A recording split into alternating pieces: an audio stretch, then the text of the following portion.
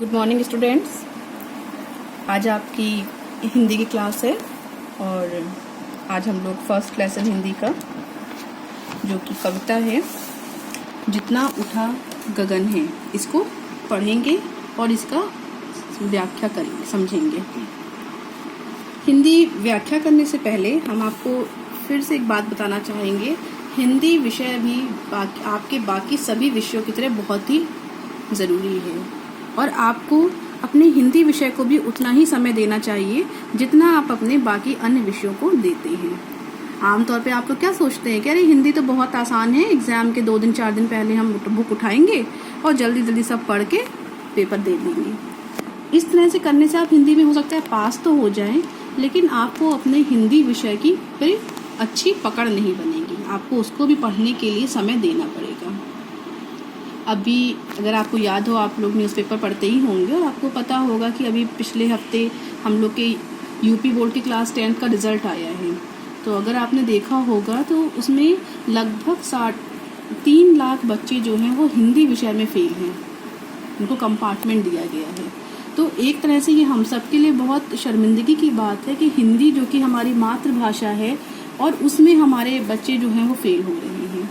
तो कहीं ना कहीं इसमें बच्चे को जो रीज़न है वो यही कि आप लोग उसको पूरा समय नहीं देते हैं और लगता है कि बहुत आसानी से आप इसको कर सकते हैं।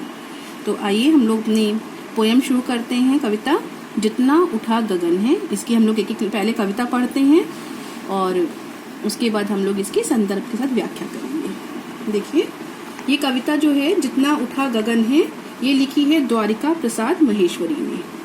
पहले हम कविता पढ़ रहे हैं, सुनिए। इतने ऊंचे उठो कि जितना उठा गगन है, देखो इस सारी दुनिया को एक दृष्टि से, सींचित करो धरा समता की भाव दृष्टि से, जाति भेद की, धर्म भेष की, काले गोरे रंग द्वेष की, ज्वालाओं से जलते जग में इतने शीतल बहो कि जितना मलय पवन है। नए हाथ से वर्तमान का रूप सवारो, नई तूलिका से चित्रों के रंग उभारो, नए राग को नूतन स्वर दो, भाषा को नूतन अक्षर दो, युग की नई मूर्ति रचना में इतने मौलिक बनो कि जितना स्वयं सृजन है। लो अतीत से उतना ही जितना पोषक है, जीर्ण शीर्ण का मोह मृत्यु का ही द्योतक है। तोड़ो बंधन रुके ना चिंतर, गति जीवन का सत्य चिरंतन। धारा के शाश्वत प्रवाह में इतने गरिमय बनो कि जितना परिवर्तन है। चाह रहे हम इस धरती को स्वर्ग बनाना, अगर कहीं हो स्वर्ग उसे धरती पर लाना। सूरज चांद चांदनी तारे सब हैं प्रतिपल साथ हमारे, दो कुरूप को तुम रूप सलोना, इतने सुंदर बनो कि जितना आकर्षण है। आइए देखें हम लोग। तो ये कविता किसने लिखी है? द्वारिका प्रसाद महेश्वरी ने। कविता हमने पढ़ी, आपने देखा होगा, ये बहुत ही सरल शब्दों में कविता लिखी गई है और इसका आप लोग अपने शब्दों में आसानी से व्याख्या कर सकते हैं। तो देखिए, आप सबको पता है संदर्भ कैसे लिखा जाता है। क्या लिखेंगे आप लोग की प्रस्तुत पंक्तियां हमारी पाठ्य पुस्तक साधना के पाठ 1 जितना उठा गगन है से ली गई हैं और इस कविता के कवि कौन है? द्वारिका प्रसाद महेश्वरी। और संदर्भ में आप क्या अब हम आते हैं इसके अर्थ पे।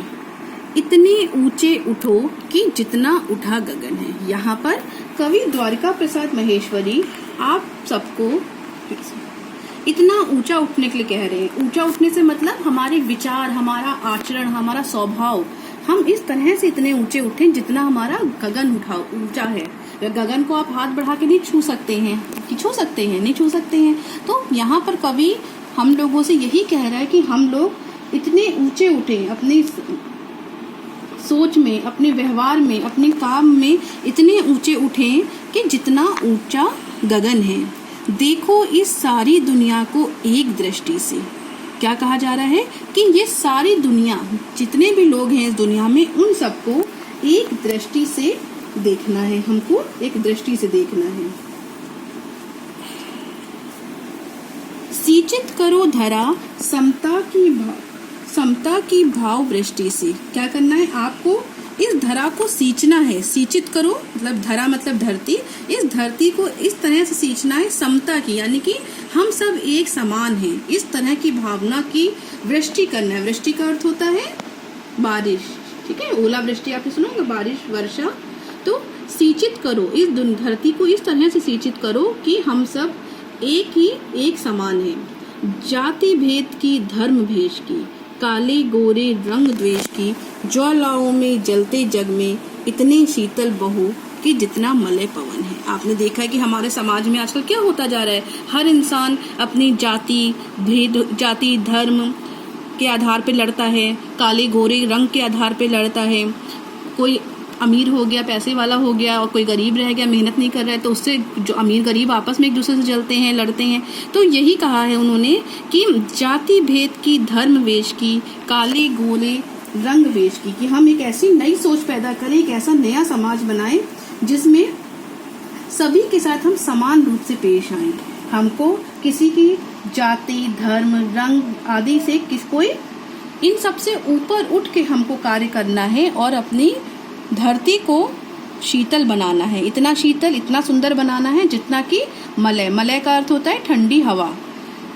आगे देखिए, नए हाथ से वर्तमान का रूप सवारो। यहाँ नए हाथ से मतलब क्या है इनका, कि नया हाथ आप लोग, क्योंकि जो बच्चे हैं यही हमारे देश के आने वाले समय में भविष्य हैं। आप जैसा चाहेंगे आपका देश वैसा हो सकता है। आप अगर देश की उन्नति के लिए कार्य करेंगे तो हमारा देश उतना ही आगे बढ़ेगा। तो इन पंक्तियों में कवि कह रहे हैं कि आप सब समाज के नव निर्माता हैं। आप जैसा चाहेंगे इसका वर्तमान, आप वर्तमान में जैसा कार्य करेंगे वैसा ही इसका रंग जो है वो फैलता बनेगा।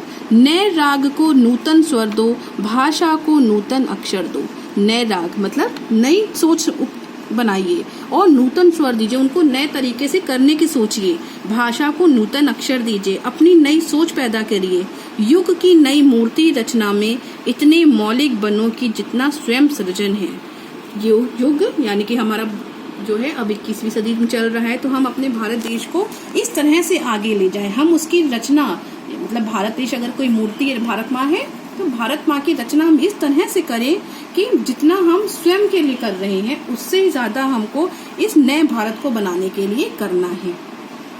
आगे देखिए कवि कह रहे हैं, लो अतीत से उतना ही जितना पोषक है, जीर्ण शीर्ण का मोह मृत्यु का ही द्योतक है। हमारा आप सबको पता है इतिहास जो है बहुत ही गौरवमयी रहा है, लेकिन कहीं ना कहीं इतिहास में हमारे पुराने अतीत में कुछ बुराइयां कुछ कमियां भी रही हैं। तो कवि कह रहे हैं कि हमको अतीत से यानी कि अपने पुराने समय से, यहाँ से भारत का अतीत नहीं बल्कि हमको अपने भी, मान लीजिए आपने जो क्लास 6th में किया, आपके कहीं मार्क्स कम आ गए, तो ये नहीं कि आप हमेशा अपने क्लास 6 का ही के बारे में सोचते रहें, रोते रहें कि अरे हम थोड़ा सा और पढ़ लेते तो हम क्लास में फर्स्ट आ जाते या मेरे और अच्छे मार्क्स आ जाते। तो यहाँ पे कवि द्वारिका प्रसाद महेश्वरी आपसे कह रहे हैं कि पीछे की बातें छोड़ दो, आप सिर्फ उसमें से उतना ही लीजिए जितना आपके लिए जरूरी है, यानी कि उसकी अच्छी बातों को याद करिए, पुरानी ऐसी बातों को छोड़ दीजिए जिससे आपको दुख होता हो, क्योंकि हमें क्या करना है, भविष्य बनाना है अपना। पीछे पलट के जो चीजें हो चुकी हैं वो आपकी वापस नहीं आएंगी। जीर्ण शीर्ण मतलब जो बहुत ही जल्दी खराब हो जा रहा है, इस तरह की जो मोह है हम वो मृत्यु ही करता है। आप अगर पुरानी चीजों को अपने साथ रखेंगे तो वो धीरे धीरे आपको आगे बढ़ने से रोकेगा और आपकी चिंता का कारण बनेगा। तोड़ो बंधन रुके न चिंतन, गति जीवन का सत्य चिरंतन। क्या कहा जा रहा है कि तोड़ो बंधन, सारे बंधनों को तोड़ दो। यहाँ बंधन से मतलब ये है कि आप अपनी पढ़ाई के लिए ये ना सोचिए कि हाँ हमको हमारे कोई दोस्त हमको बुला रहे हैं तो हम उनकी दोस्ती यारी में लग जाएं, या आपको पढ़ाई करना है तो आपको अपने पुराने बंधन इनको तोड़ना है। रुके ना चिंतन, आपको जो सोच है आपकी सोच कभी रुकनी नहीं चाहिए और आपको हमेशा नए तरह से, क्योंकि आप ही भारत के निर्माता हैं, आपके हिसाब से ही भारत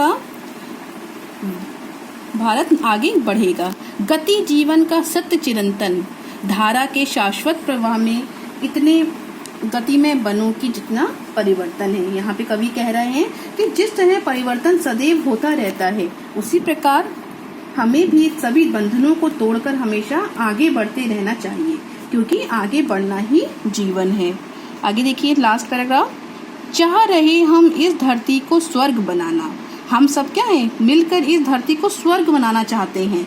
अगर कहीं हो स्वर्ग उसे धरती पर लाना। अगर धरती पे कहीं पर भी स्वर्ग है तो उसको हम क्या कर रहे हैं, इस धरती पे लाना चाहते हैं।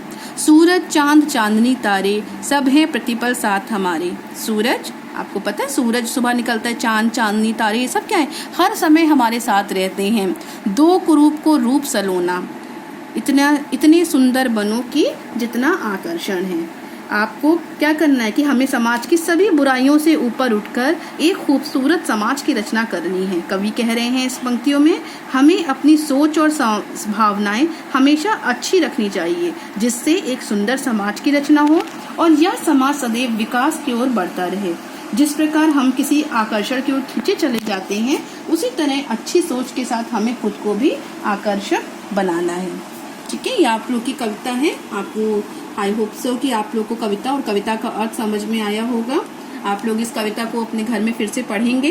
कविता में दिया गया चित्र जो है कॉपी में बना के आप नोट कर रखेंगे, और नेक्स्ट क्लास में हम लोग इसके प्रश्नोत्तर और शब्दार्थ करेंगे।